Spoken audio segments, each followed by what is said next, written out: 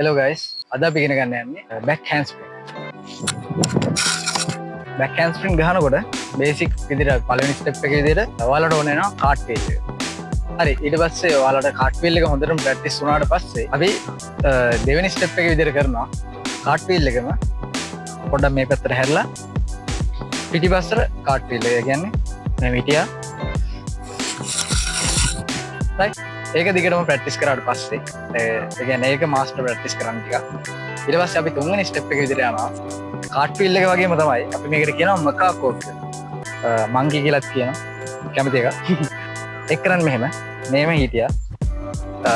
තමන්ගේ හුරු පැත්ත ඇද දැන් ඔයා වම් පැත්තට නම් යන්නේ. මම යන්නේ වම් පැත්තට සාමාන්‍යයෙන්. දකුණු පැත්තට යන ඇත්තටි. වම් පැත්තට යන අය මේ වම් අත මෙහෙම අරගෙන මෙහෙම පොළොවට තියලා මෙන්න මෙහෙම එකක් එනවා. බොඩි රොටේෂන් එක. ඔක ටිකක් ඇඩ්වාන්ස් විදිහට කරන්න ඕනේ.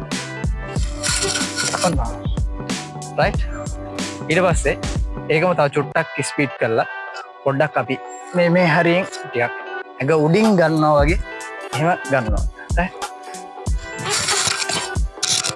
තව පාරක් ගන්න.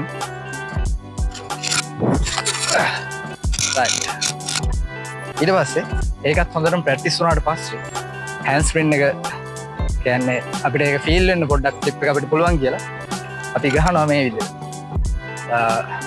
මෙහෙම ඉඳලා පොඩ්ඩක් පාස් වෙලා මේ විදිහට පොඩ්ඩක් හරහාට අත් දෙකම තියලා පිටිපස්සට ජම්ප් කරනවා. මේ විදිහට. right ඒක හොඳටම කරාට පස්සේ අපිට පුළුවන් කෙලින්ම බෑක් හෑන්ඩ්ස්ප්‍රින් එකට යන්න. ගොඩක්ම මේ දැන් කරපු ස්ටෙප් එක ඒ කියන්නේ මේක ගොඩක් ප්‍රැක්ටිස් කරන්න. ඒ කරනකොට තමන් ටික ටික ඇඟ කෙලින්ම හරවගෙන ගහන්න පුළුවන්. right